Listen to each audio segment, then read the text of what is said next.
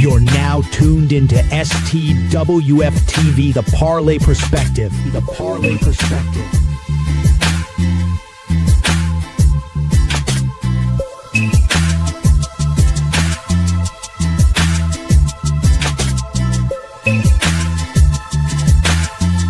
Five, 4, 3, 2, 1. What's up, everybody, and happy Monday to you. Hope you had a great weekend. Welcome to the Parlay Perspective. It's your boy, Coach Lee. I got the crew hanging out in here tonight, ready to do some shenanigans. Chris, big shout out to you. You see in the comments already, brother. Appreciate the support as always. Off the bat, what's the damn deal, Dale? Of course, he's muted. And he's muted. just starting the week off. Just messed off a flawless intro. Yeah, he's in Monday mode. While Dale is figuring out his technical difficulties, what's up, Chili Will? How you doing, brother? I'm cooling, man. I'm cooling. Just another. It's freaking StreamYard and this freaking start Dale off on mute every damn show. You know, it's a bullcrap. It's almost like it happens every time. Why don't you? Every time. Remember. And Jiggity Jake, what's up, player? Enjoying a pork chop sandwich. What's up, everybody? How was the pork chop prepared? Yeah, Jake. With a lot of seasonings and wash your sister sauce. Okay, was it fried? Was it baked? Was it Baked. steamed? Was it okay? Battered man. and baked. Like Baked chicken chop. fr- He's muted again. Moving right along. Pack Dale up. Pack him up. Yeah, pack chicken from Dale the pork up. chop. Is that what we doing? Jake?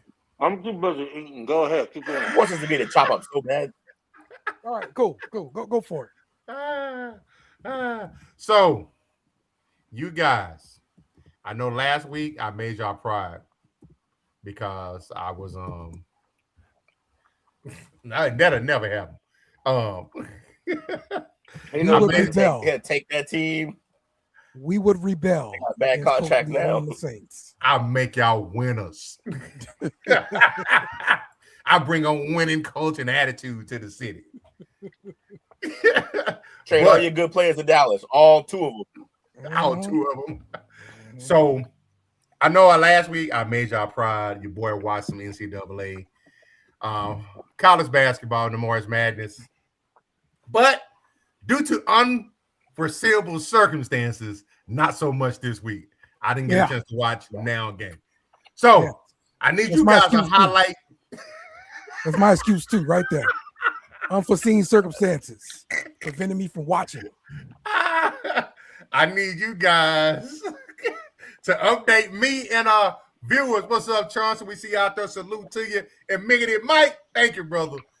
So bring us up to speed. Now we have Thor. Who's cracking on a cold one? What do you think? That'd be Jake.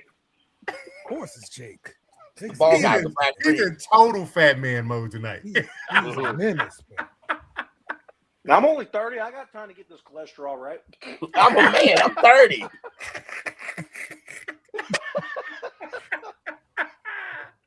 So we have, okay, correct me if I'm wrong, but a Final Four is Michigan versus Arizona and Illinois versus UConn. Yep. Who you got and why? All right, so that means I've got two chances to win, pretty much. Oh, yeah, you bet. Yes, Duke's gone. Duke So, is gone. I think Will's got Zona. Yeah, so I got Zona winning. anybody but Zona, and I look good. Mm-hmm. That's right. Let's go. You got a 75% chance. Damn right. Take the field, y'all. I Sorry, told y'all. Will. Take the Sorry, field. Will. Interesting. Will, how you feel about the chances on the bet? This is going to be the toughest. Like, Michigan's really good.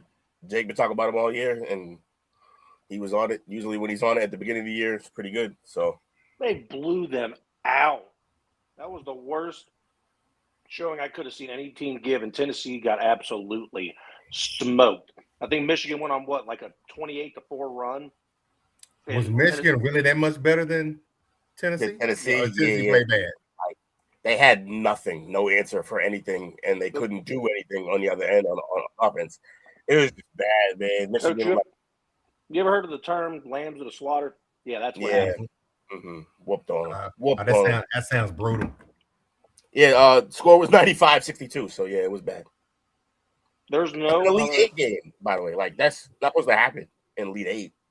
Right. There's a lot of people talking up there, including Will, and I respect it and I believe it, that they say Arizona is the most complete team right now. And I think that they're a very good team, but I think they're the second best team in the country. Michigan has been that way all year. Mm-hmm. They have returning players. They have veteran players on the team too. Yaxel is a junior. Mara is a junior. The team is just more complete, and they play together more like a team, and they've just been dangerous at getting better and better and better as this tournament's going on. This is for the championship. Whoever wins between Arizona and Michigan is game over. I don't care how good UConn is. And Illinois at this point is the Cinderella. Yeah, I like Illinois, man. I didn't pick them as far as this, but I did like them. But I think their run ends this week. And yeah, and I'm gonna stick with Arizona. Just I ride with them from the beginning, so I think they're a complete team. And they're balling. They're playing good ball. They beat Purdue. They beat a good Purdue team. Mm-hmm. Okay. I have two of the Final Four. Okay, that's cool. I have I two. think they said they had one person with a perfect bracket still left or something like that. No way. No. No, there's not. They were done once the Sweet 16 ended. Yeah, Okay. they didn't make it past. I don't think they made the past 16. It rarely does. What do you win if you get a ended with perfect the bracket? first game? Huh? What do you win if you get a perfect bracket?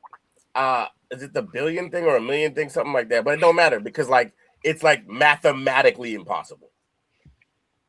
You have a better chance of winning the women's bracket than you do the men's. Not perfect though. Like the bracket perfect thing is just it's not a It's thing. impossible. Unless you're Marty McFly and you got to sport the almanac. Yeah, it's like something like 1 in 1 quintillion, some bullshit crazy number you never heard. Like it's crazy. Okay. So, on the other side, is that two? Yes, it is. It is. Well, let him chime in before we move on to the women's side. More basketball, Dale. Suck it. More basketball. What's going on, fellas? The word with it. Word. Oh, y'all want to talk about last night? Oh, this is forever sitting in the NCAA tournament. You get this 8 out of the 10 years out of the year when Duke falls short. And Everybody else in this chat was being so nice and Tooch. there's nothing to be respectful of it. Nah, great season by them. They always have great seasons. But this is when it comes down to you let a UConn team run down on you in Georgetown, mind you, Big East Town, when you had them up 20. They already had the home court advantage, and you gave it back to them, and then you let them win the game. So more of that. Shout out to UConn for making the Final Four. Arizona, Lockdown City, my pick, still in it. Michigan's going to be a tough test. Shout out to Michigan as well for making the Final Four. And shout out to them boys from Illinois. First Final Four since, I believe, 04-05. I think they lost that year to North Carolina and their regime. North Carolina need to get back on the hill because I'm sick and tired of hearing about Duke. And the sense that Duke and North Carolina is far away from each other is bullcrap. We'll see next year. UNC will be back. And it'll be back for a title with a new coach in the title hunt. But men's basketball, man, the Sweet 16, the Elite Eight, it gave you those games that you're looking for when these games are played and the competition is there. Got late game drama. It's March. You're going to get drama. And it doesn't get as dramaful as Mullins being nicknamed Christian Laettner. No pun intended. He did a turnaround? No. It was basically a turnaround. No. It was basically a turnaround because young Boozer gave the ball. That play right there. They're in a pressing situation where they're trying to get the ball, right? As the guard, the guy that could probably shoot good at the free throw line, Why are you not forced to foul when you're up 2? You literally, he's not in your face. There's no 5 seconds going to be called. I don't know what your brain was thinking in that situation in that point, but that's probably the worst turnover I've ever seen in my life in a game.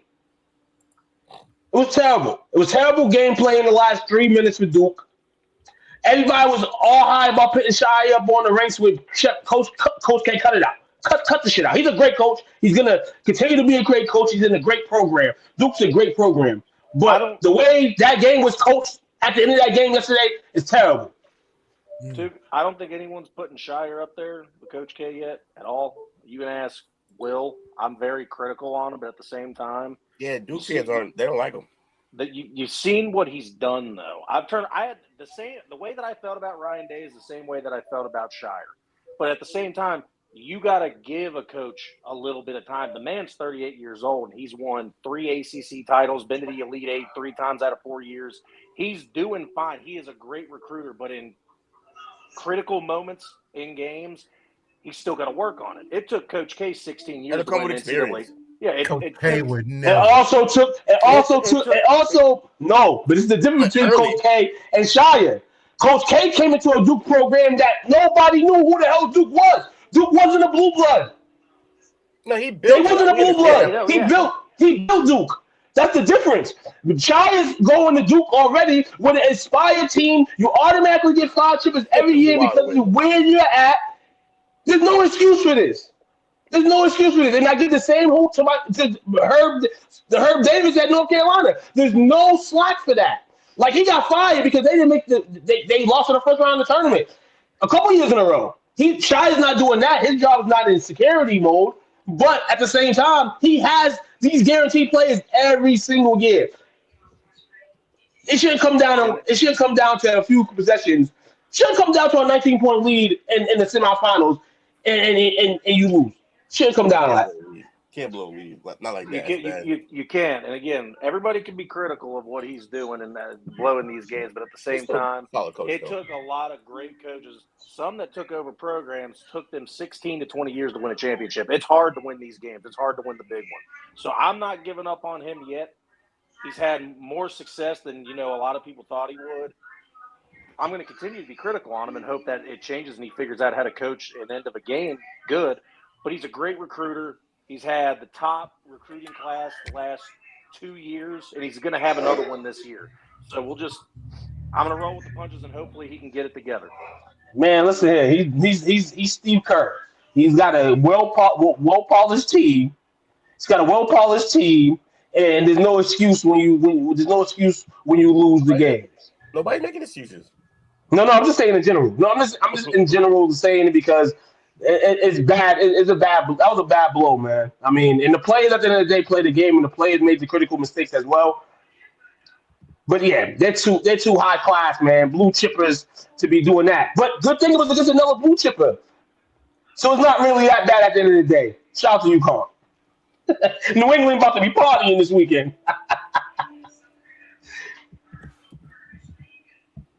Okay. Yes, sir. Appreciate you guys, man. Let me get in for the rest of this men's talk, man. Oh yeah. One quick note also before we move off of NCAA men's. LSU has hired Will Wade, the former LSU coach. Yes, former LSU coach. We hired him away from North Carolina State. Paid a buyout of like $4 million to get him back to LSU, and this was the last time LSU basketball was relevant when Will Wade was the coach. The NCAA wanted a sacrifice. Will Wade was sacrificed, and that's why he got fired. All the crap is over with. They brought Will Wade back, and apparently, there was a lot of people in LSU's camp that wanted Will Wade back. And they made it happen, and the money made it happen. So, I mean, shout out to them. And just like Took said about North Carolina going to be in the tournament next year, LSU is going to be in the tournament next year because that's what Will Wade does at LSU. Took, your thoughts? My thoughts on this is when I seen it, I said, "What the hell?" Is this old news? He was the coach already. But you kind of explained how it ended and all that stuff.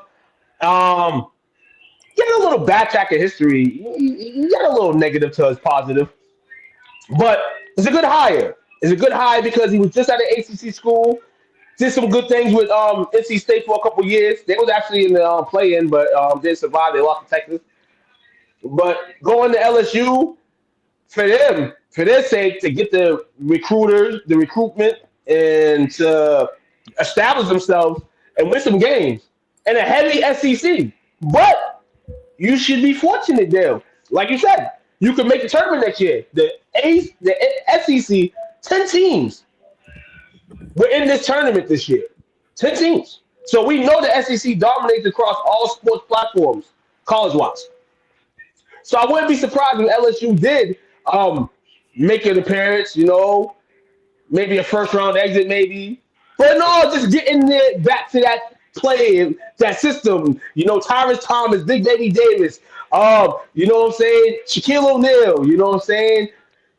Chris Jackson, his name's Chris Jackson. Ben Simmons. We ain't even gonna name Ben Simmons, you know what I'm saying? That's how bad that went, and yeah, so shout out to the coaching hire. They were smart to do that, and in LSU fashion, the money trees, they were shaking. They shaking, bro. Mm-hmm. They show shaking. $200 million y'all bid in buyouts. And total expenses. Y'all better win, man. No, and this is the crazy thing. They're not gonna win jack. I mean, they're gonna win some games probably, but they ain't gonna win jack shit. They're not gonna win the SEC. And they'll make a first, second round appearance in the NCAA. So $200 million would be the 13th best team in the conference. Let's see how much they rise in the next 2 years. Why it got to be like that too? How come we had the same energy from North Carolina? Huh? No, because where's that energy from North Carolina too? Because history tells me, and history has shown that North Carolina has a couple years under the cracks where they're not but then they come right back because like Duke, they get these top five, they get these 5-star recruits. So at some point it has to click. I say it like in the NBA. At some point you can't be in the draft bottom 5 10 straight years and not have a turnaround. And it can't be like that. So in this case, in North Carolina, they're going to get the 5-star recruits. It's just about now the coach that they bring in and who they bring in with that coach. That coach has to recruit 5-star guys. Because if they don't, then North Carolina will sound like LSU there. But we haven't got there yet. Hey, the general has been putting people into the league. That's all I know. That's the last time LSU putting people into the league. Is when the general was there. I'm gonna be real. A lot of teams, and this is the thing about the professional leagues. A lot of colleges get players to their leagues. And 1 player, 2 players. LSU used to get players all the time. It was frequent. They would get 2 or 3 players a year from their rosters on that. And hopefully, Wade can change it in that way. But it's gonna be a slow rise. Trust me. No, it ain't gonna be slow. Wade said we're doing this next year. We're doing it next year. Yeah, Wade's advertising himself. Just like you said with North Carolina, we're going to do it too. Take it away, Coach. You got to schedule that game next year then. Me and you got to be on it. So that's the men's side. On the women's side, we got a couple of games still going on, right? And we got a game going on now, one tonight. But so far, we have, UCLA and Connecticut are in? UCLA, Connecticut are in Connecticut with a 18-point victory over Notre Dame. Steamrolling throughout the whole first portion of the tournament. Checkpoint now is the Final Four for UConn. 54-game win streak. That's going to be incredibly hard to break. These girls are well tested. They are ready for whatever team comes in their way. You're going to have to play the best game of your life, man, to beat these ladies. And the UCLA on the other side is just the depth and the experience that they had. A lot of upperclassmen. Shout out to those ladies. And shout out to the Duke team. Hell of a team. I thought they were done when I seen them lose to a West Virginia team that had like 4 or 5 players playing in the game after all the girls got ejected. And they went on a spiral for a little bit. And then they ended up winning all their games in the ACC, won the ACC championship. They went out there and competed, beat LSU on Friday night. Yo, that was a But heartbreaking hell, loss. I'm not gonna lie, dog. That was They heartbreaking. had the energy. Yeah, it was a heartbreaker. But the heartbreaker of that was earlier in the season, Flau'jae Johnson hit a jumper to end Duke on that same girl that hit the jumper on her to end the game. Yeah. So, hey, storyline, and this is the thing between the women's and the men's. I'm gonna say this: the storylines are a lot more intact in women's basketball, which is dope for college basketball because you're always used to seeing storylines. I feel like with the men's and the NIL and all that, the storylines, besides conference storylines, will go away. You know what I'm saying? But the women's, I feel like in the last few years, there's been a lot of storylines that have been able to hit. And that Duke LSU game I said was going to be one of the best games in the tournament when it was going to play. I predicted my bracket, and it didn't disappoint at all. Okay. Right now, we've got number 1 Texas against number 2 Michigan. 9:07 left in the fourth. Texas is up 57-29. And then tonight we have number 1 South Carolina against number 3 TCU. Who you got? Shout out to Texas. Can make a Final Four appearance. Shout out to them ladies. Hell of a team right there. They're really scrappy. They really play hard. TCU, South Carolina tonight. Now, the bettors are putting the 16.5 right in South Carolina's lap. That's the spread. TCU got 1, 2, 3, maybe 4 girls on that team that could play. I'm telling everybody, this may be a game that's not a 16-point win. So you saying take the 16? I'll take South Carolina. Yeah, I'll take South Carolina to win this game. But this is one of the games. There's one number 1 seed left. There's one number 1 seed left. TCU is playing with the ultimate house money. There's some money for them somewhere along this line. And I think the 16.5 is the line there. But they're gonna lose. I just think we're headed to a collision course. We're headed for Gino versus Don. The people want. That's what we're gonna get. I think.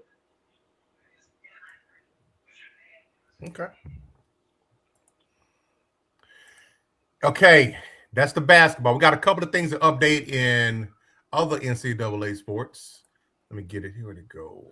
BC, number 21 in college baseball, baby. Let's go. Let's go, BC. Make some noise, baby. Hey, I see LSU doing their thing. They had a good game the other night. I think it was like 25 combined runs against somebody. Yeah, against Kentucky. We had to come back, bro. I turned that game off. We were down like 5-0. Worst type of fan, y'all. Oh my god. God, bro, like I'm not here for this. All right. I turned this crap on Sunday. All right, noon. For the win, all right, bro. and then boom, we down 5-0. The hell's going on here? Get the fool out of here. Weather, that's crazy. Oh, bro. what's Like, the you don't news get to here? Comebacks. So this came out Friday. Chambliss, the Trinidad Chambliss, the wonderful quarterback from Ole Miss, was trying to get another year. He went to the appeal of courts to try to get his year to versus having to come out in the NFL draft this year. He won his appeal. Well, so what happened was he filed the temporary restraining order at a local county in Mississippi, and of course it ruled in his favor. NCAA appealed to the Mississippi Supreme Court. Mississippi Supreme Court was like, we're dismissing this case. You have no case, because the Mississippi Supreme Court is also Ole Miss fans. So makes sense. This is how Chambliss is going to win. That is so SEC. That is a boss hog deuce a hazard move. They kind of stuck this rule up. They kind of. I mean, shout out to the judges and the people that didn't go on with the appeal. Shout out to them, because this is what the NCAA is putting themselves into with this new regime and this new wave of football. Now you got to file that stuff in federal court, bro. Guys are gonna cry. Guys are gonna cry to the point where, and you have a couple dollars on the side where they can do stuff like what Chamberlain did. They're gonna continue to try to get more years in school. The COVID babies at it again. And hey, I can't be mad at them because this is what the NCAA wanted. You didn't think it would happen this way, but hey, at the end of the day, you call for this. I wonder how much Chambers getting paid this year. Let me look that up. While Dale's looking it up, this one I believe is Ole Miss versus Alcorn State.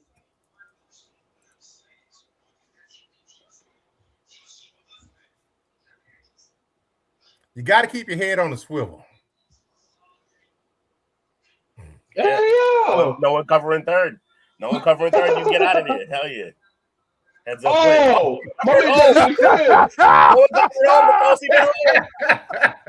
Yo, all of y'all winning so many laps. Is this pros?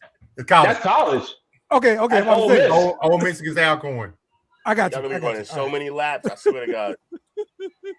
Yo, that is crazy. They've been running Wow. Chambliss is set to earn $5 million through NIL and rev share this upcoming season. Who? $5 million, Will. Who? We'll Trinidad say you'll say he won't make that on the next level. He should stay. say 2.5. You know, when Uncle Sam comes see you, it'll be about 2.5. Be about 3.45 or something like that, maybe.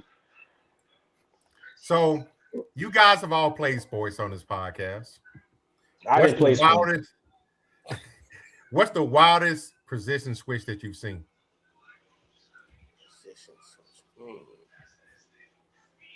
I mean, like always in baseball. Like a pitcher to outfield or something like that? Yes. Like outfielder coming through and like pitching sometimes. That's one. There was a few years back, Paul Maneri was the coach of LSU baseball. Some kind of way a pitcher had to bat, and the pitcher talked to Paul Maneri, was like, "Hey, let me bat, let me swing instead of just taking a walk or whatever." Oh, I've seen this, yeah. Because the guy was like, "Man, I used to hit bombs in high school." I used to hit bombs. And so he gets up to bat, boom, he hits like a double, and he hit a bomb. Second base. Huh? Yeah, that's what I'm saying. It was a double. He was on second base, or whatever, I thought doing his little dance. And then after the game, he comes to the podium. He was like, "Coach, I lied. I never hit in high school. I just wanted to swing." Coach was like, "You lied to me." He was like, Yes. "I had to do it." Oh man. Yeah, we've seen punters play quarterback. So I found this and I thought it was pretty fascinating. I want to introduce you gentlemen to Arizona State defensive end, a Mr. Clayton Smith. All right. Mr. Clayton Smith. Clayton Smith. Now he's playing football. Well, he's going from defensive end to wide receiver. To wide receiver.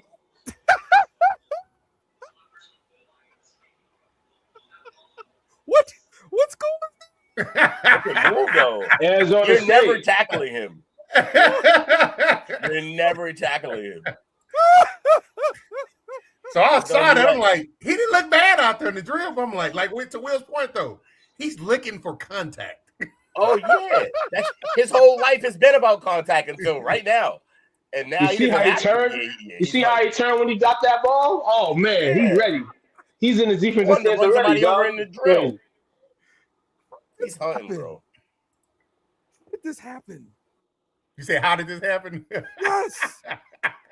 Like, okay, now there've been a few off seasons where we moved the cornerback to wide receiver, or wide receiver to cornerback, safety to cornerback, whatever it might be. All right. But are you kidding me? A defensive end? I don't know why they didn't put him at tight end. Right. Why did they put him at tight tight end? That makes more sense. That makes more sense. That's a hell of a jump. So did he Did he have any receiver experience at all? It didn't say if he did or not. I would Okay. assume he did. They were like, He's we're just running gonna great route. terrify every corner in the conference. Yeah, and it's still early too. And we gotta look to see what Ye is in school. He may be an early guy. I mean, may play some receiver. You know, a lot of people in the neighborhood, they probably play one position dominantly, and then the switch happens, but they can still play that position. It takes a little bit to adjust, but Everybody has played wide receiver before. yeah, everybody has play street football, tackle football on the street. Yeah, Yes, absolutely. everybody was a wide out. Yeah, I'm looking at the comments. Call it what you want, but that's a tight end. I wasn't in. Then I saw the quickness and burst after the catch. Curious why he why they went to wide receiver, not tight end. Yeah. Call it what you want. The tight end is hilarious. So we got Jake was I think Jake said he bowled. Wilden too. I know you guys played basketball. Pre-game had the music going, getting you in the crowd hype. You shoot your threes, doing your layup drills. You know the big man dunking and stuff like that. You got music to set the environment. How do y'all feel about music playing in pregame? I like the vibe. I like the vibe coming in. You know, definitely depends on what. I mean, it doesn't really depend where you're playing, home or away. It just gets you going. What about during practice? During practice, no. During practice, I need to hear everything. Need to calculate and learn everything, and I need to make sure my homework assignment is clear.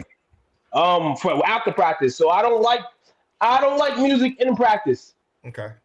Now, if I'm working out by myself, I'll put some music on. But if I'm amongst my others, no. Give me the juice. Look, you got to practice with noise anyway. Your football field is not going to be silent when you go out there to play on Saturday or Sunday or whatever other day of the week. So give me some music. Dale said music. Took said no. Dale said yes. Will that really old school ass coach gonna get his ass fired because his players ain't got no shoes. at practice, music only for scrimmages, like during scrimmages. We're going A team versus B team or whatever. Right. Yeah, music for that. But nah, we running drills and shit. I gotta hear coach, man. All right, Jake. Did y'all have music during bowling practice? Okay, so I'm gonna be technical about this, but be a little correct. During practice, no, because we're actually trying new techniques, figuring out if there's a different arrow to throw on to where you can get your ball to move better. But during pregame, like you're saying, right before the game, and practice, depending on what they wanted us to do, we put headphones in because we could help get a rhythm. Because I took 4 steps on my approach, and I think about a verse, a line, or a beat that would have me go 1, 2, 3, 4 for my release. So you could create a mimic in your brain so that you could keep the same form every time and make the same shot. Okay, that The makes only sense. one of us sounded like an athlete. So, based on that knowledge, whatever you do, Dale must have saw this story already. Yeah. Do not take your behind to Memphis. His ass gonna get fired. Coach Charles Huff explains, when the Navy SEALs get ready to go on a mission, they are not listening to little baby. Look at the melon on that guy. You're not Navy football. SEALs. We playing football. We ain't Navy SEALs.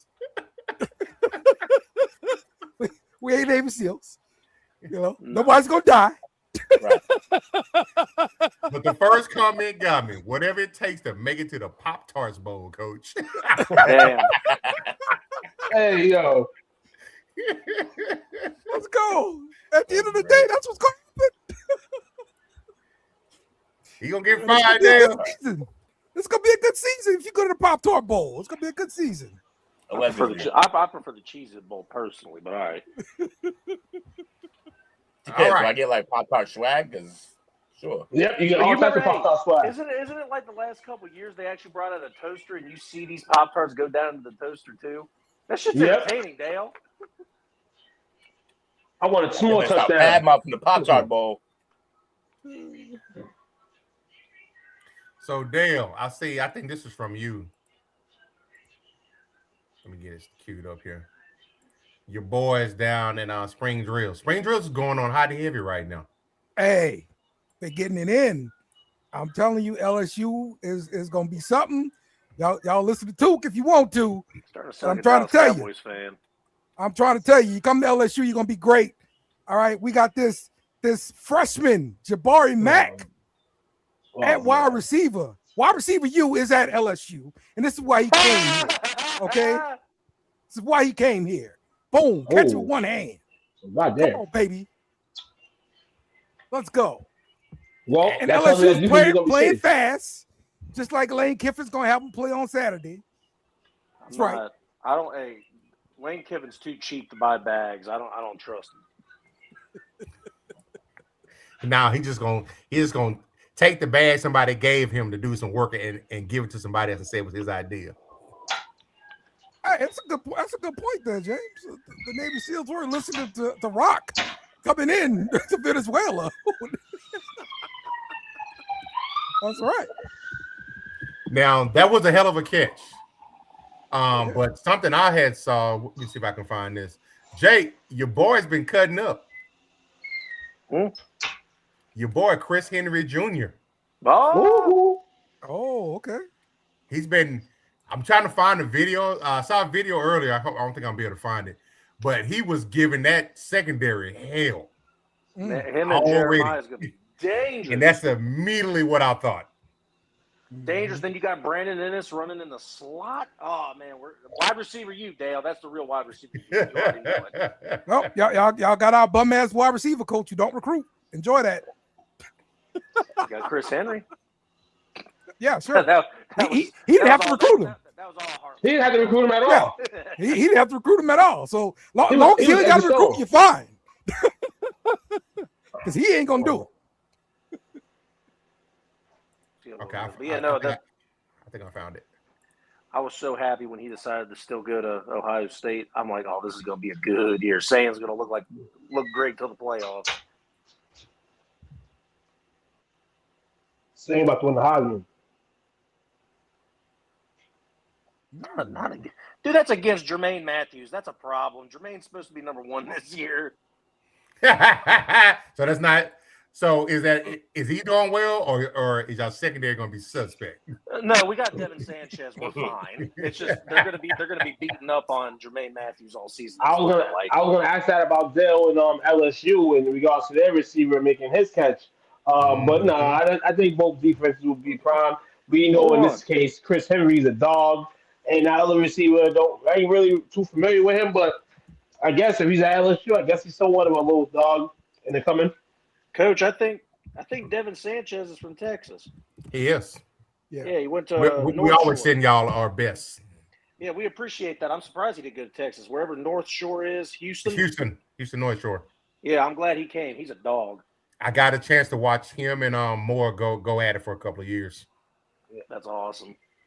And Devin Sanchez, he got in a few plays last year and he looked really good. Now he's going to be in a major starting role this year. I can't wait to see what he does.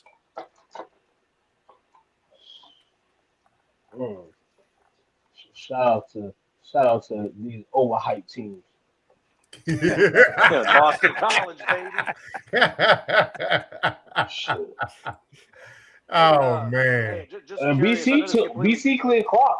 We hired the Connecticut assistant coach as the new men's coach, and then we hired for our ladies basketball team. We hired someone that has got a little bit of experience with getting teams in the, I forgot her name, but some experience with getting teams in the tournament and stuff like that. So hopefully BC's trying to make a turn for the better.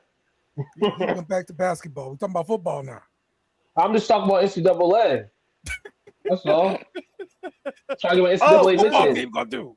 What's the football team gonna do? See, look, keep Bill O'Ryan. This is what I was about to ask because I hadn't been following much college football lately. Will, I was about to ask you, did DJ Lagway stay in Florida? And no, he did not. No, Baylor. With Baylor. So who's Florida's quarterback next year?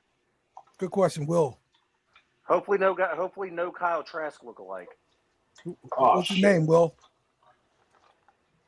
What's your William quarterback Gates. name? Wait, I didn't even hear the question. My internet's acting up. What's your quarterback name in Florida? What's your quarterback name?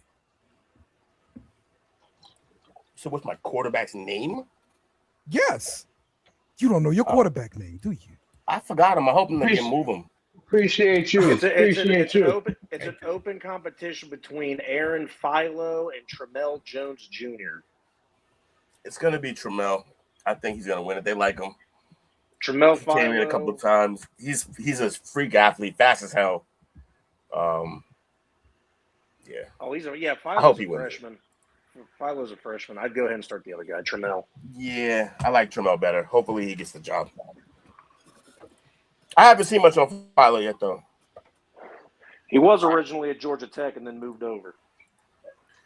And last college football story, or college sports story in general, Dale, this is why we wish failure on your team, because y'all have super cocky players.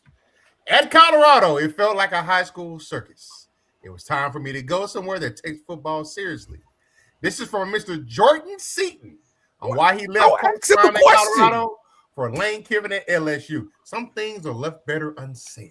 Don't ask him the question or what's the difference. Okay? Don't ask him that. So You don't want the answer. So this way you could have said, I felt like I needed to take my talents down to Baton Rouge. Felt like it was time for another challenge, and I want to see how I would do with another program. Leave it alone. We're going to continue being the evil empire that all y'all hate. I love it. That's why when the Death Star gets infiltrated and it crashes and burns, we gonna celebrate. Celebrate, brother, I tell you. Hey, celebrate. I'm serious. I want to see Florida come put a 30-piece on y'all. I'll root for Florida. I'll root for Florida in that game. Yo, James, we in Massachusetts. No Massachusetts schools. Where'd he go? Tuke! No, come back. Tuke down. We have a Tuke megawatt down. Come back. All right. Now we're going to switch gears over to some NBA basketball. Oh, you said switch gears. That was a perfect lineup for the niche. It would have been. It would have been. Yeah, man. Ain't no Massachusetts school changing their GPA, James, man. Sorry about that. NBA power ranking.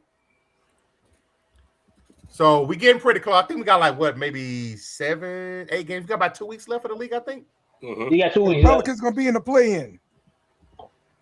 Why? Yeah. Why? Don't nobody care. You're not gonna watch, bum. We're not going to be in the play-in. It don't We're matter. not gonna be in the play-in. They're not gonna be in the play-in. We're not. Even if they was, you wasn't gonna watch. No, I wouldn't. Tired of being that play-in. Sick of that Terrible crap. fan. Give me something different to play in. Maybe if their fans cared, the team would be better. I don't want to hear that crap. All right. You don't want to hear that crap, huh? Right now, this is according to NBA.com.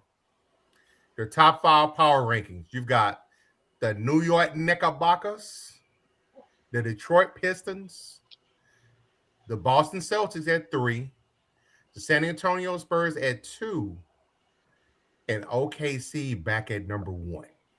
Yeah, great game from OKC last night against the Knicks. I seen, and we all seen Shea Griggins out there in the play, in live game, highlights, whatever. But last night, that game in the fourth, when it was time to bring him home, not only did he bring him home, but there was a different intensity in him, and that's what separates the elite players from the good ones.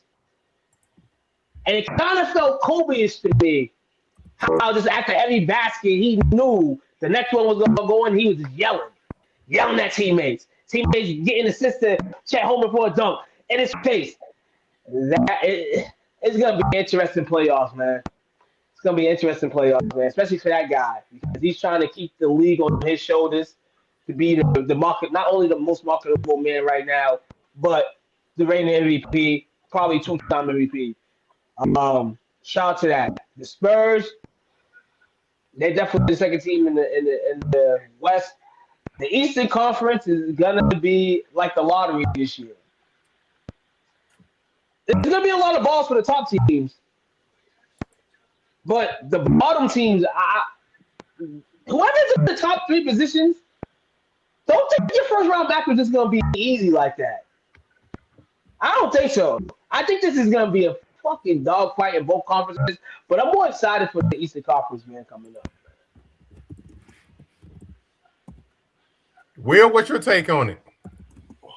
I still love what the Spurs are doing. I know they're really young. I don't know if they're going to be able to beat OKC. So, and East, I think my Celtics, if we just can get healthier, and it's really just I want to see Tatum get back to himself. We've seen great games already since he's been back, but Player of the week.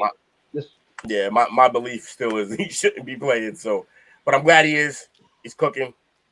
Yeah, I like Celtics, OKC. I think they're the best 2 teams. I think Pistons would have been a challenge. I still think we could have beat them, but without Cade, they're gonna get that. They still might get that first seed, but it's gonna be wasted. They might go out the first round without Cade. So, yeah. Bring on these finals, man. I don't even want to play the playoffs. Dale, Jake, you got anything to add to the power rankings? Pelicans should be number 1. All right. Shut up.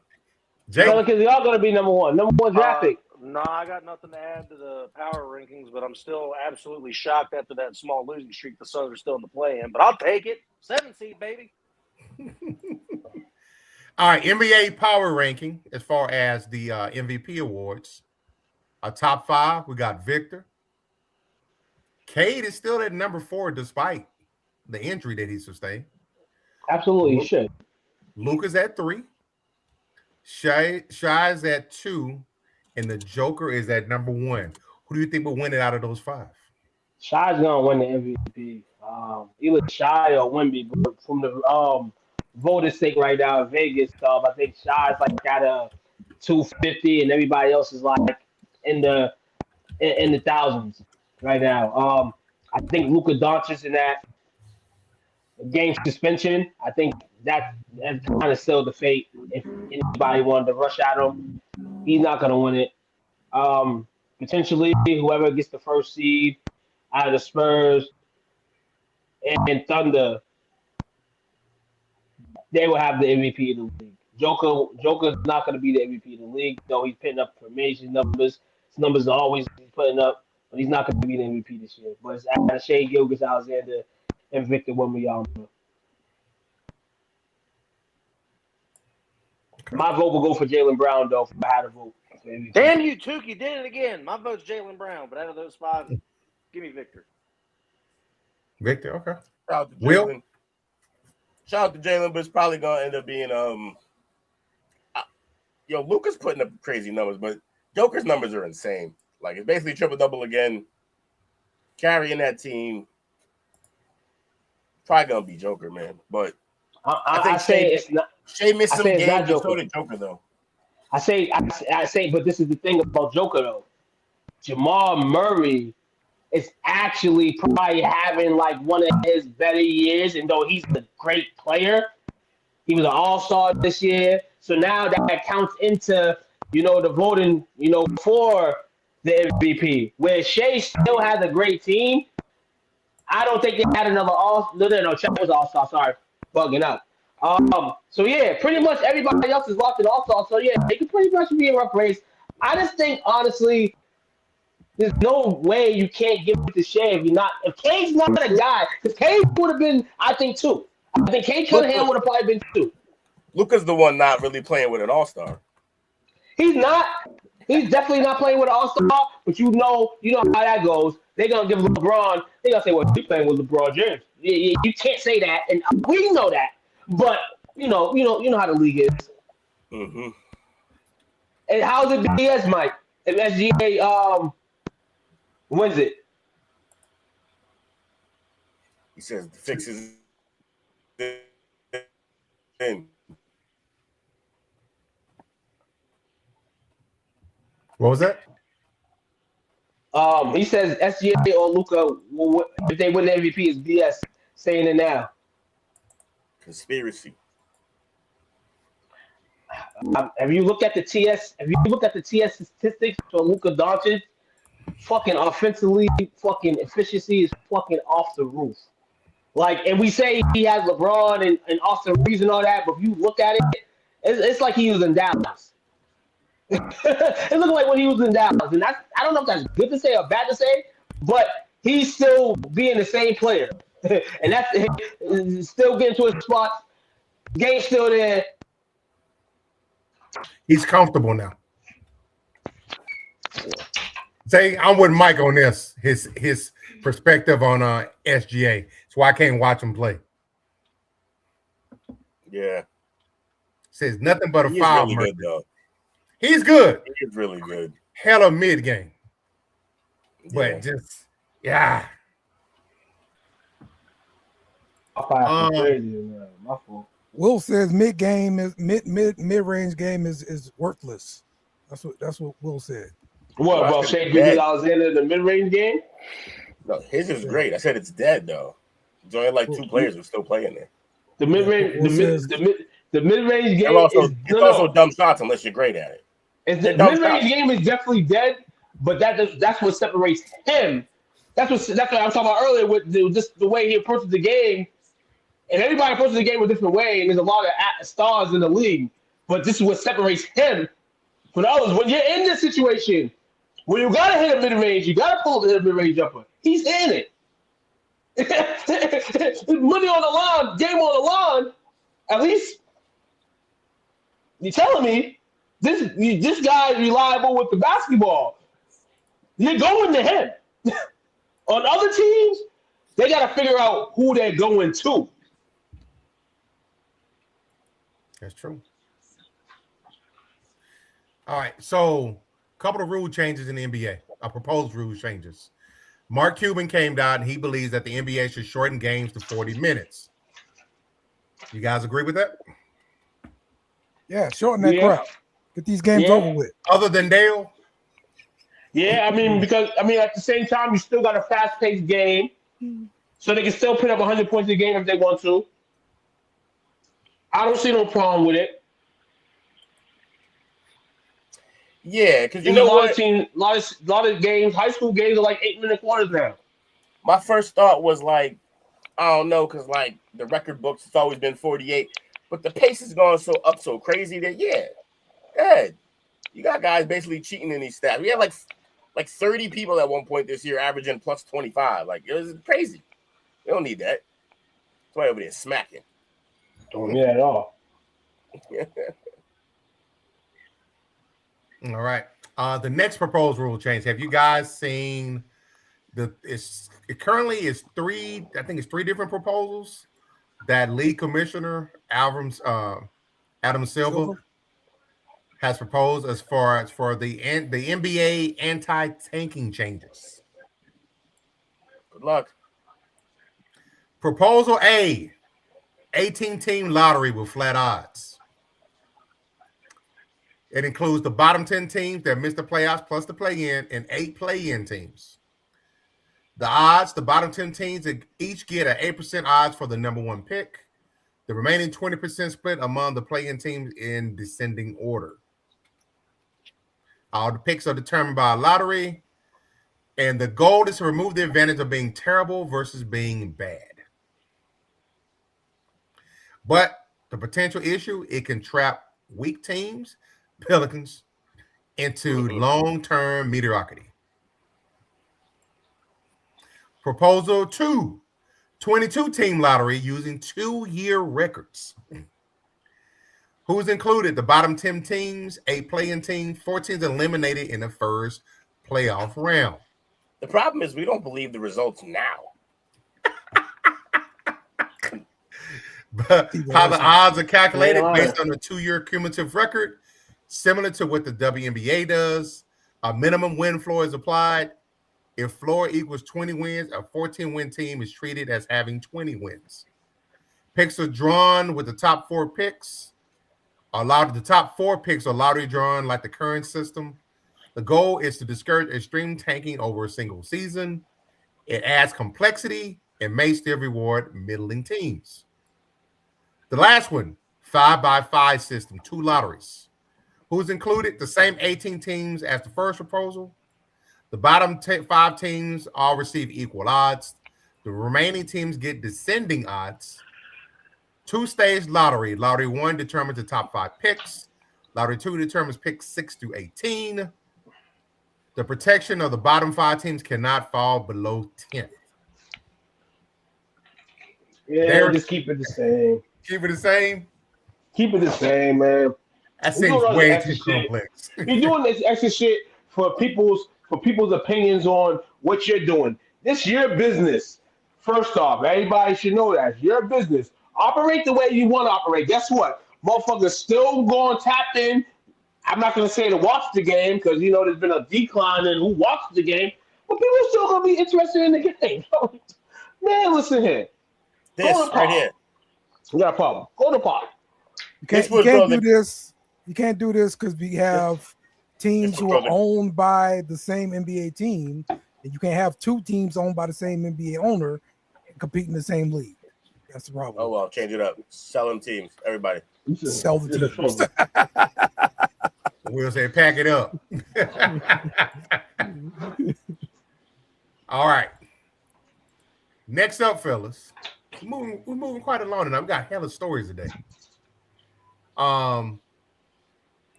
Your boy Tiger Woods. Y'all. It's all good, y'all. He had a little bit of an issue with accountability, but he said he's gonna take it. He had yet another DUI crash. Have we seen the latest of Tiger Woods? Whipping. He loved whipping on the saws. It's crazy. I'm gonna be real. I'm gonna talk for myself tonight. I don't know if I'm talking for America, but I'm gonna talk for myself. Growing up, as a young kid, there was a biracial guy, Chinese and black, coming up in the game. Everybody says he's gonna be that dog, that guy. He lived up to it. And of course, you get older, but you were still being marketable in the sport. Now you've hit the down course of your career and older in age, at a time where now there's different stars of different sports, but your sport. So you're still talked about in a sense. When they talk about tournaments, they may not say you're going to be the winner, but just your name being involved in that still is dope. But Tiger takes all this.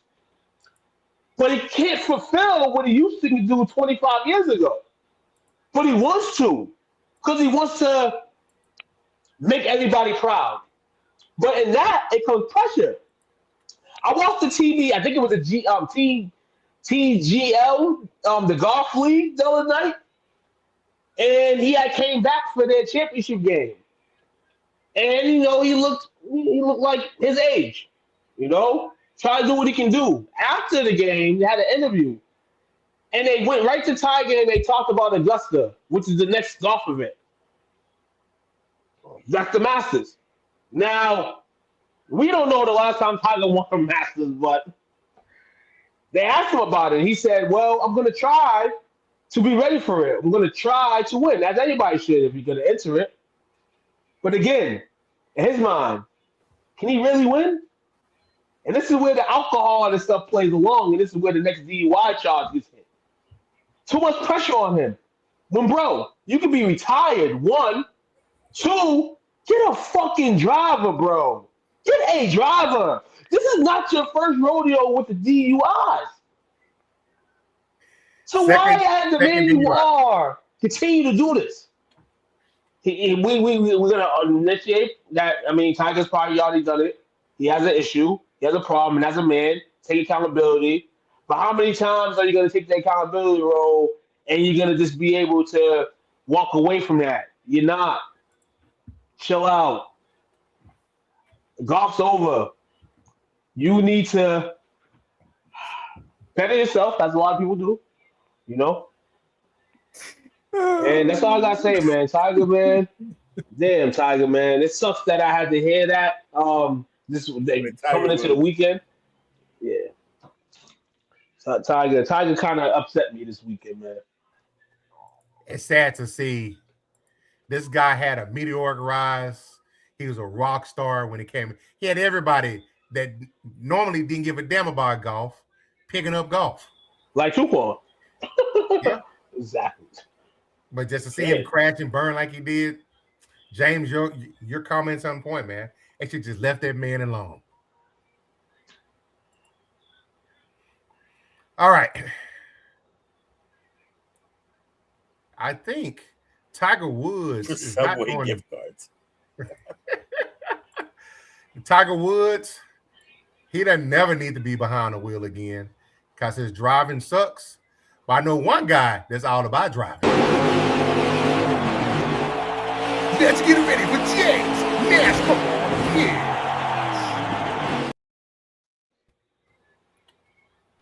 Hell of an intro. I like that one. That was fun. Yeah, no, we were at Martinsville this weekend. One of the shortest tracks we have next to Bristol. It's only 0.5, 26 miles, I believe. So not even a whole mile on this track. 400 laps of hell, paperclip. This race was dominated by Denny Hamlin. He won stage 1, won stage 2, had the fastest lap, which is worth a point. But a late pitch strategy got Chase Elliott in front of him, and Chase Elliott never lost the lead, and Chase Elliott won the race and took home the grandfather clock. He jumped about 10 positions because he got 55 points for the win. He now sits 4th place. Tyler Reddick still has a huge advantage of a lead on Blaney, Hamlin, Elliott, and William Byron. But that's what you get when you win 4 races. Four out of the first 7 races, and he didn't have that bad of a finish himself. I believe he was in the top 10. But yeah, no doubt. It sucks when the best card doesn't win, but all it takes is strategy by your crew chief to be able to do something like that. Just going in a little earlier, going a little later, because Denny Hamlin pitted early and came back out. Chase pitted with like 60 laps to go, and he was able to make it all the way to the end. And he just had better tires and was getting through lap traffic better than Denny was. No crazy wrecks, no crazy happenstance. They only go about 120 miles on that track. Bristol is next week, so more short track racing. It's going to be probably a little over 400 laps there, but bigger banking, and it's one of the funner races of the year, seeing how these guys go. Co-host 2, what you got for me? So this race happens next week, of course. It's Easter. So I got a funny thing, Jake, that I'm gonna ask you. What's the chances that eggs are thrown during this race? In Bristol? Let's see it. On Easter. I didn't really have nothing to ask tonight, but I felt like as we're going along with this thing, man, it's Easter. Hey, if I was on the track, I'll probably get kicked out because I'm throwing the egg. That's hilarious. Actually, hold on. Misinformation. I lied. There is an Easter break for NASCAR. So the race for Bristol will be next week. I just looked it up. I was like, damn, Keith's right. It is Bristol. There's no NASCAR for my dad's birthday this weekend. Damn. Happy early birthday to Pops, man. Appreciate it. 61. Young as hell. Yes, sir. Keep growing, man. But yeah, right now, Tyler Reddick still holds a really good lead. Michael McDowell fell out of the top 16. I believe Carson Hocevar jumped up and took that from him. But still very early in the season. Tyler Reddick's doing very well.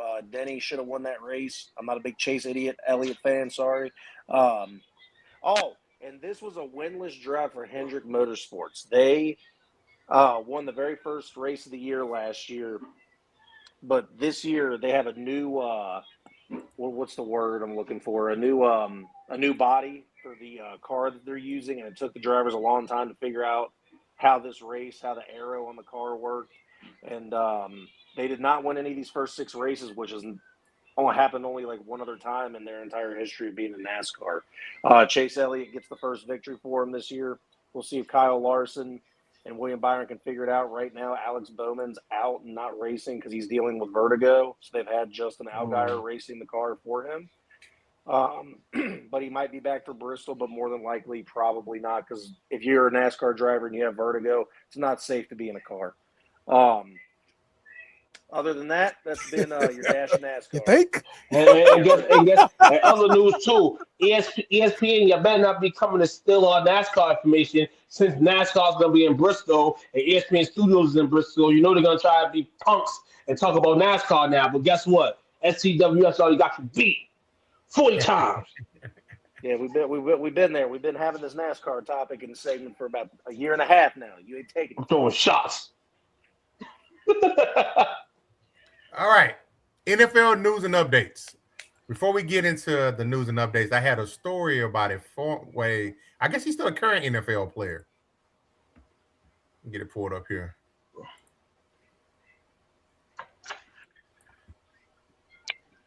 Let's see. And let me see. Boom. Share. This is shout out to Skylar Paycheck. This is his insight. Here you go. Von Miller's in a league of his own, and I'm not even talking about the NFL. We all know about that. This man owns a 35-acre chicken farm. He moves his chickens through Whole Foods, HEB, natural grocers. Not many people are doing that. Hall of Fame career in the Super Bowl rings is cool, but not everyone's going to have that type of talent. But this right here, a chicken farm, this is how you turn plan B into plan A. That's his words, not mine. For those that always like to say it's not possible, he started out small with a 38 chicken coop in DeSoto, and then he expanded. This is how you build generational wealth. Most people watching this are only thinking that there's one way to get money, but there are people out here getting money from land, agriculture. There's so many other avenues. You just got to open up your mind. Y'all already know I'm all about my franchising videos, and I'm going to continue to give y'all franchising videos, but this right here is about exposure. I want to expose you guys onto things that people are not even thinking about. Nobody is really talking about how the grocery stores is one of the biggest money-getting pipelines in America. Think about it. You're walking through millions of dollars of merchandise every time you look, man, time waits for nobody. So get out there, go get it, do your research, and start getting to the money. What do y'all think about that? That was his major in college. So yeah, he went to ag school. School. Yeah, that's the big thing is like, yo, you within your realm. So yeah, I love it, man. I love it.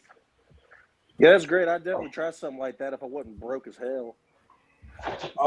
He started with one chicken. This went basically probably his whole life as a young kid where he was raised at. You know, parents is probably in the farming, all that other stuff. You know, he inherited it, and he thought in his mind one day I can have land of chickens. Land of farm. And what he said in the beginning, the guy that shot this video, he's getting his stuff sold in Whole Foods, he's getting his stuff sold in different places that already bring rich people in to the market. He didn't say Walmart or Target, no disrespect to him, where, you know, the mid society, high society, low society, you all can go in there. Whole Foods, we already know. You ain't stepping into a Whole Foods, you ain't stepping into a Trader Joe's, you're not stepping into certain stores. Because you ain't got the funds for that. You want your grocery cart to look kind of good for the money you spend. So shout out to Von Miller, man, because that's huge right there. You're getting your black man getting your black product to these motherfucking white American stores, man. And the minority motherfucking keep ringing. If you're a minority, nah, Jake, no bullshit. Nah. He's speaking, that man was speaking for all minorities. And I'm sorry he wasn't speaking for white people in this quote. But no bullshit. Got to get it together, dog. It went from this is my plan B to get to my plan A, dog. People in my community don't think like this. They need to start thinking like this. Part of my language. They need to start thinking like this. Yeah, we gonna call Erica Kirk, man. To get two call Erica Kirk, and I'm gonna call Drewski, and I'm gonna call Drewski, and I'm gonna call Drewski Kirk. Listen here. Did you hear about? Hold on. Did you hear about what he said though? And that's normal. We're gonna talk about that on the Chapo tomorrow because I actually do. Yes, we will. Yes, we will. No, but no, man. Like this is the dream, man. Like, and he was a football player, and like you said, Dale, you knocked it off the head. There's a lot of people in this world that go to school for something And you look at their profession right now, they're not doing what They're they not signed doing up it. for. That's right. So this is another thing Exactly. I got to tap into my Middle America. Jake, you fit in this class because you're Middle America, no matter what, Jake. You No can be a doubt different that. color than us, but you go through the same struggles in some cases we do. You know what I'm saying? So, everybody in the middle class, like this man was, or probably lower than that, get your thinking together. Get your thinking together. Yeah, I'm just saying. I think Von Miller really took Marshawn Lynch's advice. He really did count them chickens. The Now I Will want said a he turned chicken. into a TED talk. All right, NFL news. The Packers are said to be possibly considering bringing back Trevon Diggs. You said the who? The Packers. Who? What? Okay. Not the Cowboys. Absolutely Wait, not. did you mean the Patriots? No, the Packers. Because Trevon Diggs. I'm sorry, Trevon Diggs. not Stephon Diggs. Together. My bad. I got you now, Coach. I'm with you now. This guy's first day. Why just cut him though? Like, was it the same contract from Dallas that they had? No, he was on. I think he was on the cheap when Yeah, one game. It don't make sense to me. Cause that dude's doesn't cooked. It That's does make fine. sense. He's cooked with an idiot attitude, man. It makes hella sense. You know, you can go back because guess what? He's gonna need a job. He's gonna want a job more than than the team's gonna want him. So be blood. I mean, hey, in this sake, man, that a team wants you because I haven't heard any other teams that want him. So Green Bay's coming back to knock on that door. Trayvon Diggs, you better let them knock on that door.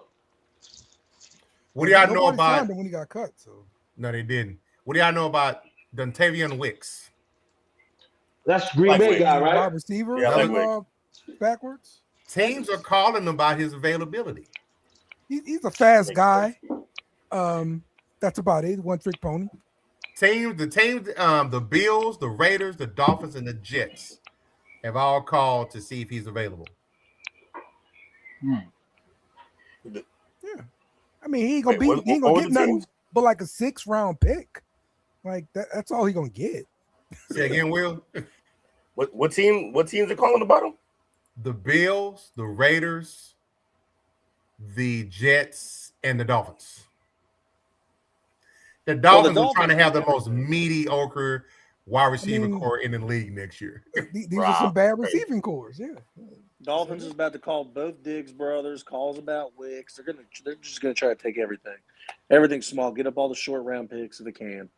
Go sign OBJ, baby. He come back. Rough. He ain't coming back with that. Okay. Jarvis Landry. Gross. Now,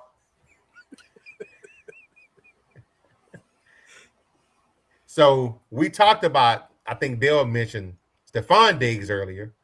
He's still out there. He's available. But the team that released him, Will and Jake's, aka our two bums, Patriots, they are saying that they are in interest of one Deebo Samuel. Yeah, that makes sense. Oh, come on. That makes sense. How you guys feeling about that? Look, My man went from I'm already convinced that we're just going to trade for A.J. Brown on draft night. I don't care about no other wide receiver. If we're going to bring on a head case, it might as well just be A.J. Brown. Vrabel might be able to contain him. We'll see. Look, if it's for the low, I'll do it. If it's for cheap.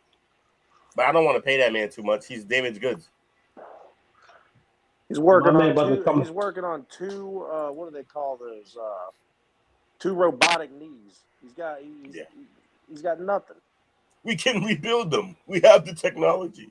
I mean, he's a TSA nightmare. He walks through the metal detector. Whoop, whoop. We're good. I'll be back. my man Diva Samuel to New England, baby. Yeah. Sure. Very good Debo. Not use him.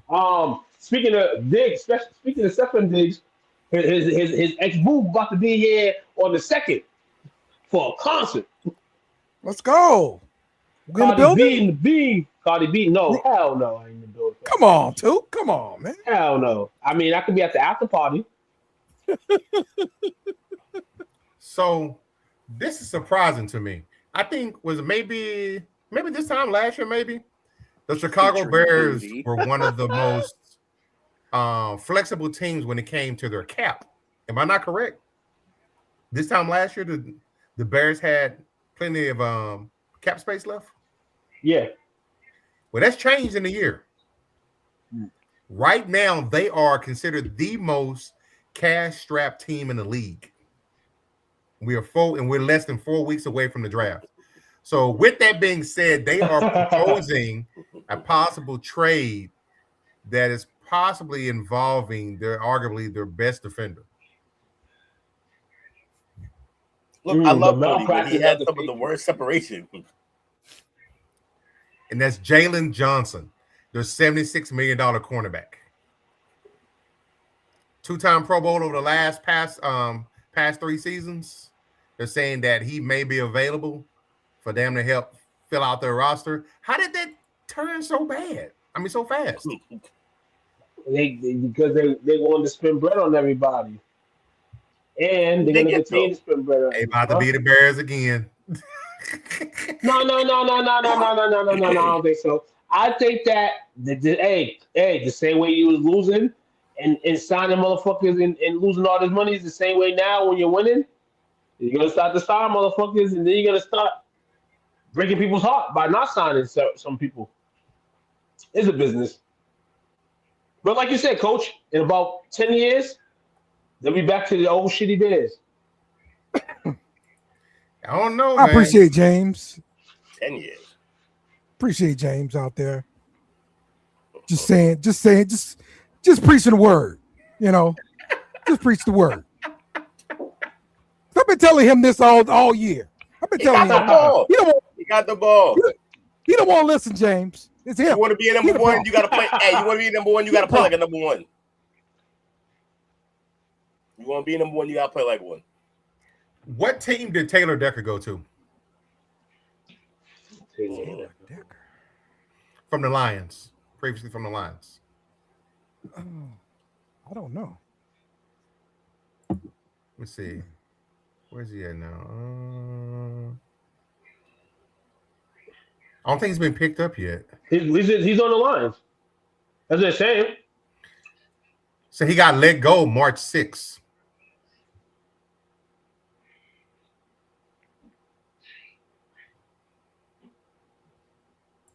Well, the reason why I bring him up, and this kind of goes to Took's point, that we talked about the Bears being the Bears again.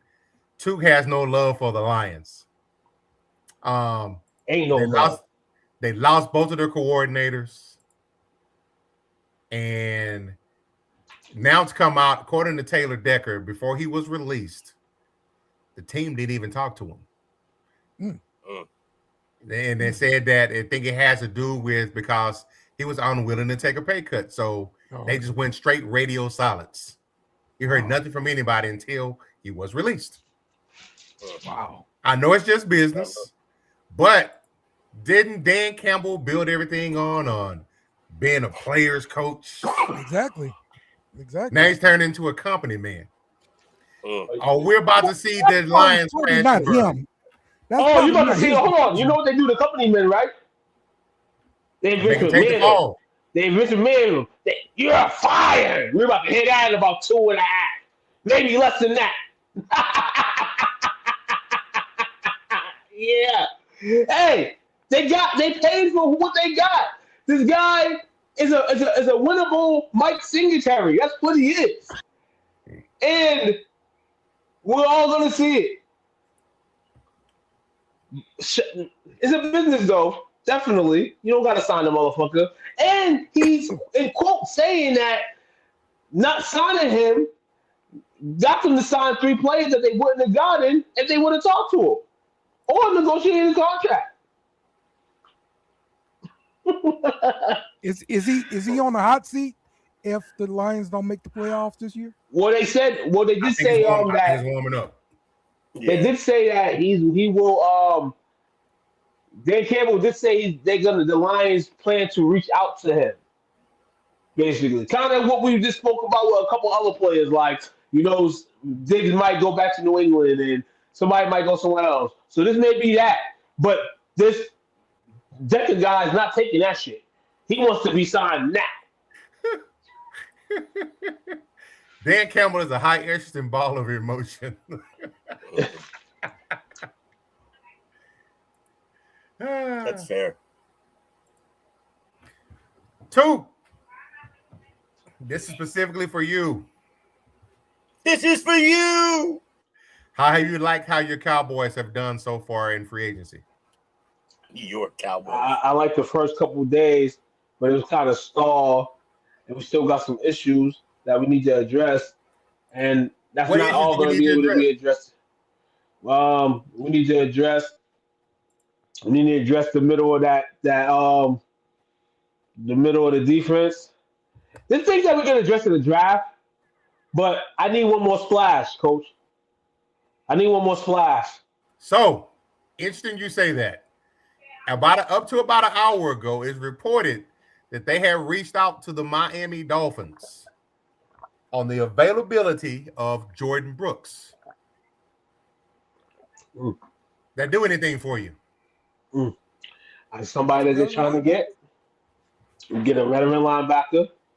They need a veteran linebacker. I'm not mad at the signing because this is a guy that's been triggered. He's a guy that's been on the interested portal, as I say, for the Dallas Cowboys. So just sign the check. Make it official. Get them in. And then we can go into the draft and fix the little things that we need. And then we can go into the season as projected. What, Dale? Like LSU? The Cowboys going to win some bowls this year? NCAA championship? That's what we doing. Okay.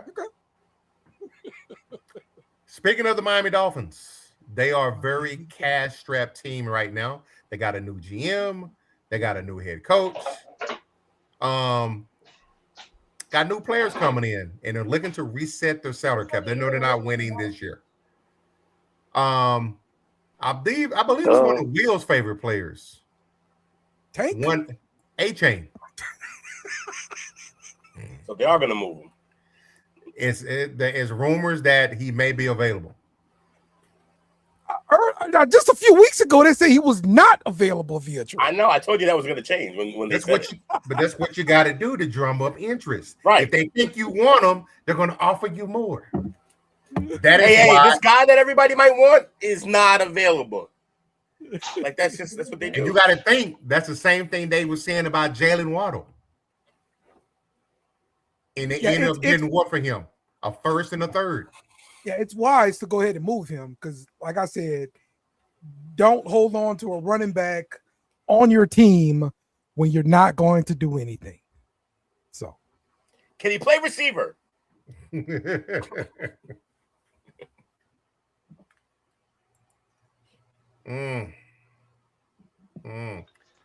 A-Chain, baby. Think about some teams. Like, where would you like to see him go? Or if he does go, where do you think would be a good spot for him? Good spot for him. Please don't go to Philadelphia. Minnesota? No, well, Philly don't need him. Nah, but if they had him, good Lord. I mean, that's too many resources at the running back position. They don't care. Somehow they keep doing it with teams. I don't understand how they keep getting players. Denver? He'll be icing on the cake out there. They just have a really good year with a similar back. A-Chain is not being traded. They're working on an extension. Waddle, they knew they were moving. That's why Waddle wasn't in the season ticket package art. I thought he already signed the extension, honestly. He's a Dolphins fan. He knows. But if he was to move, where'd be some good spots for him? And are you starting him? If you're a team, are you starting him as your number one back? I like him better as a change of pace back, a weapon. Yeah. Well, if you're making a move for him, you doing that to get him, to make him your featured guy. not a secondary guy. You're trading resources for a feature guy who weighs 195 pounds. Like, that's crazy. If that. I mean, that was the issue about drafting him. So right, but he clearly can be a weapon. I just don't think like you make him. Washington makes sense. Baltimore would be crazy. Take a few carries off of Henry's plate. Yeah, that does help that for sure. I like argue if your toddler's at 195. This guy's nuts. What up, Tim? I like Niners keep McCaffrey healthy. No, That'd be scary too. Mm-hmm. What about Green Bay? Mm. They need a running back. I've eaten burritos bigger than 195 pounds. That's great. No, they got Josh Jacobs for sure, but Achane just converted his base salary bonus, his base salary to bonus 3 or 4 days ago. It basically makes him untradeable from a dead cap standpoint now. So he ain't going nowhere.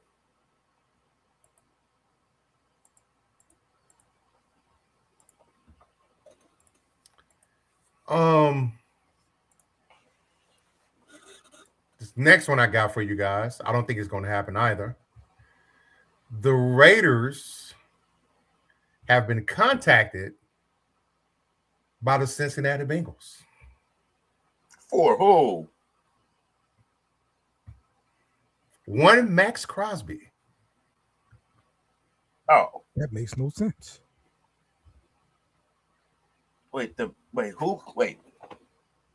The What Bengals happened? trying to get Max Crosby. They need defense. They got $50 million in cap space and a top 10 pick. And a desperate need for somebody on defense. Filthy need for somebody on defense. Well, I guess you're right here now. Yeah, no, it's a bad move for the Bengals. And is it Henderson gone? Say again? Yeah, Trey Hendrickson's gone now.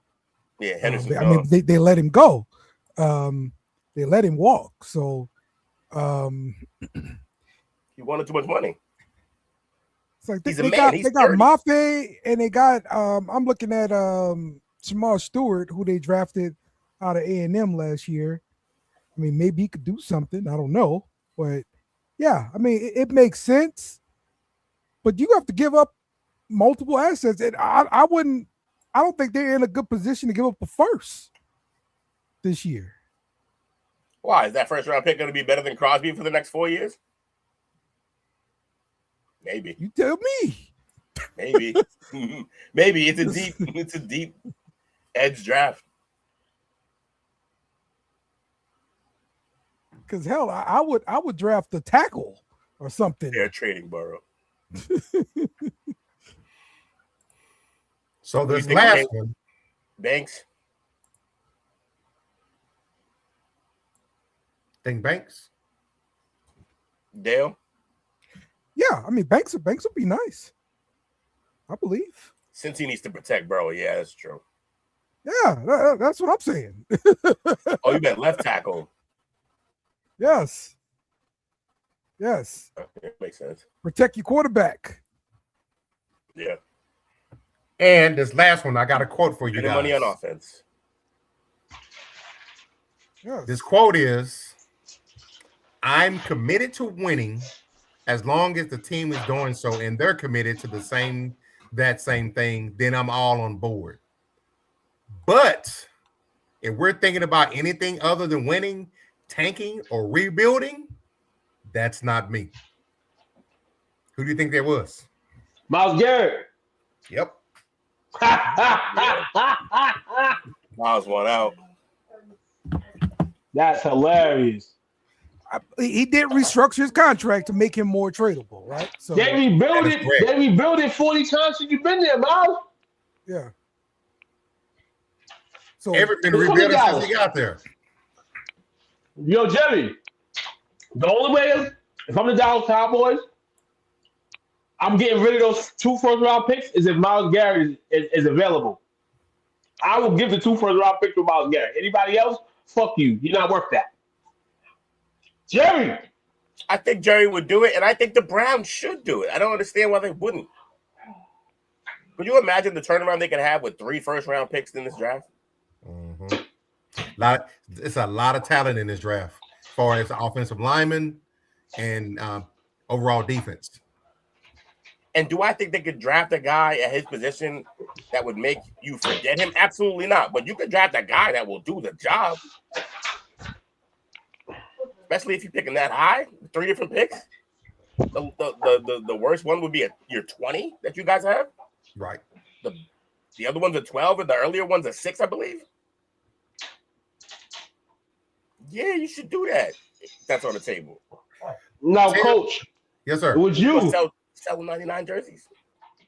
If Dallas was rumored to go get him, and that was the rumored projected trade, giving up those 2 first-rounders, GM, you do it.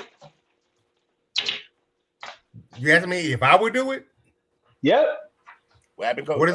What is there to talk about? Listen. You go get a man for that. Fuck Crosby, fuck Henderson, all them bums. When it comes to Myles Garrett, they all bums. I don't see what they did to the contract. Like if they trade him pre-June 1st, it's a $41 million dead cap hit for the Browns. Post June 1st, it's a $15 million cap hit, dead money. So I just think the Browns did what they're supposed to do. When he wanted money, when he wanted to get paid or whatever, you couldn't just not pay that man. He's been your franchise player for so long. So they gave him his due diligence. They paid him. Then all this extra stuff comes out now about, there's loopholes in his contract now. Boo, boo, boo, boo, boo, boo. The Browns knew they was going to do this. But the Browns had to keep him happy and keep their city happy for something. They haven't been able to be happy for a lot of shit in the last 5 years. So they let Myles go now, or whatever, and go for the future, man. You gave him his money. What the Browns really gonna be mad at you for? Getting rid of a guy? I don't see anybody mad at the Dallas Cowboys anymore for getting rid of Micah Parsons.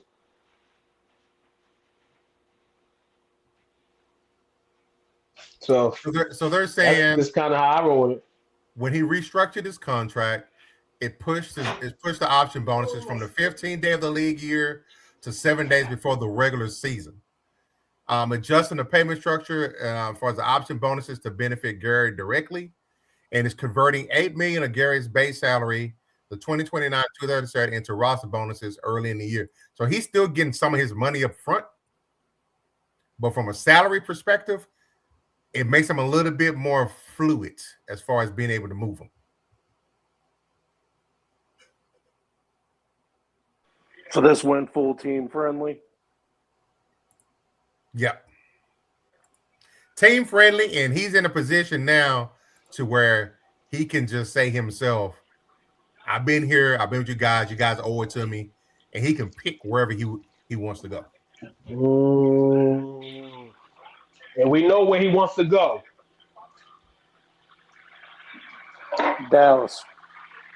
Yeah, he knows where he wants to go, and they know that they don't want to give Dallas that. The NFL doesn't want Dallas to get that. I'll be a season ticket holder. They're going to get Myles Garrett. I don't know how I'm going to get the money, but we're going to start on it. And did you see? I know. No, it was noted that he wanted to come out. He wanted to come to Dallas when he first came out. But did you see the interview that he did with Michael Parsons?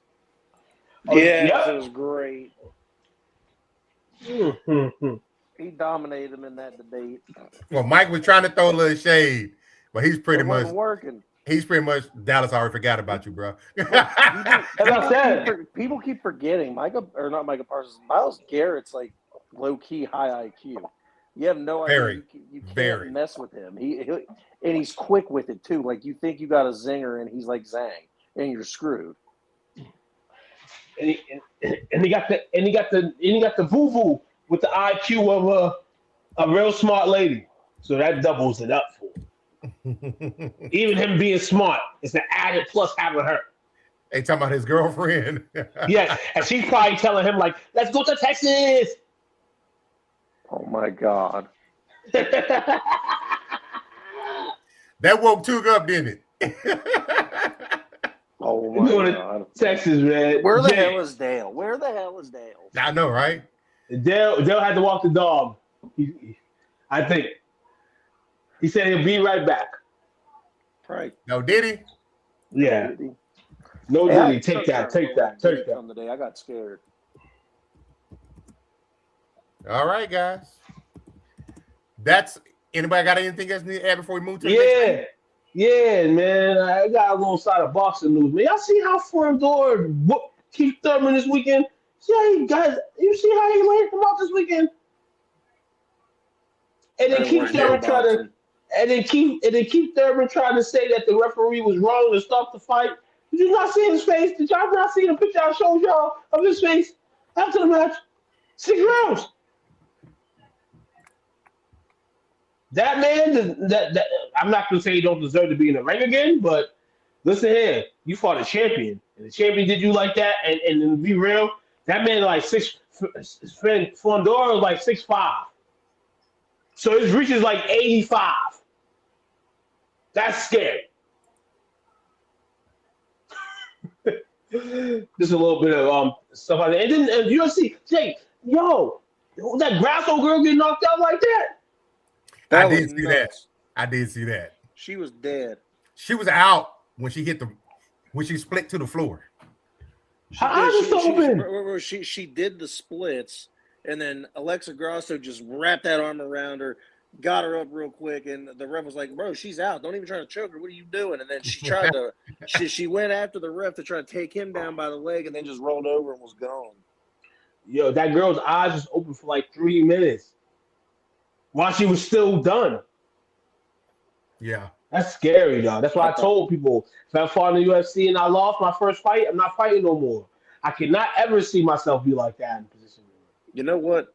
I would never do that slap boxing stuff. I'm good. Oh, that slap box. I was just talking this weekend with somebody about that slap boxing. Yeah, man. That's lethal elite. Elite lethal. That right there takes a horse of a man or a woman to compete in that. Hey, I'm about to put the podcast on its head right now. I got one more topic. Hey, congratulations to Boog Crawl winning the PBA Masters this weekend. Beat EJ Tackett, the world's #1 bowler. Unbelievable for Boog. Good for you, brother. I'm glad you got your Masters championship in your green jacket. Can't wait to see what in 2 weeks the next PBA event. Hey, shout out to PBA in the building. First Jay, PBA topic. Let's go. Yeah. All right, as long as you're good, man. You know what I'm saying? Yeah, all good, man. All good. I know that monotonous stuff. You know that. What up, Dale? You got anything left? Oh, we got STWFTV reviews coming up, and we're gonna be talking about The Night Agent season 3. So come check us out. Check it out. Hey, don't forget to like, share, subscribe, all that stuff Toot normally says. Coach, this is your part of the show. I don't know what else to do. This is halftime report for you. The 16.5 looks good early. As South Carolina is up 35-27 at halftime over TCU.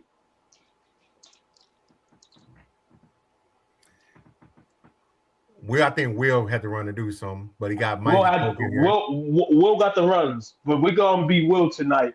Hey, Will Took. If you're attracted to both men and women, but nobody's attracted to you, what sexual orientation is that? By yourself.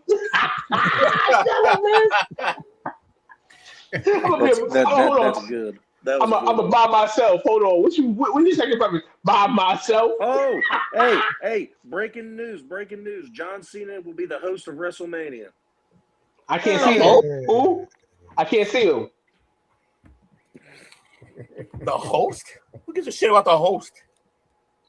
Oh well, you want to read your joke, or you want? I read it. You already read it. I heard it. You did great. I did great. Okay. You did great. Let me see. Shout outs for I'm tonight. myself.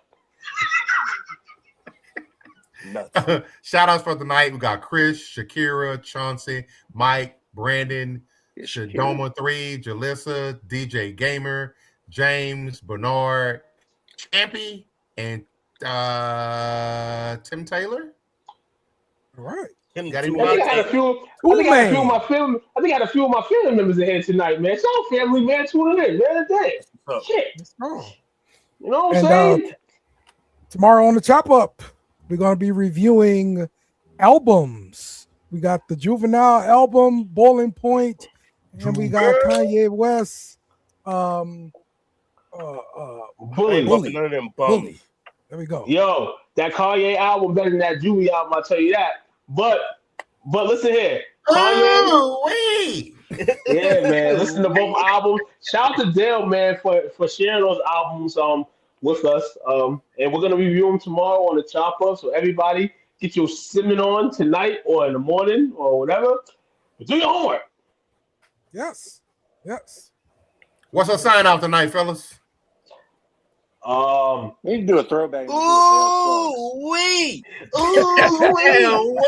out of this bitch.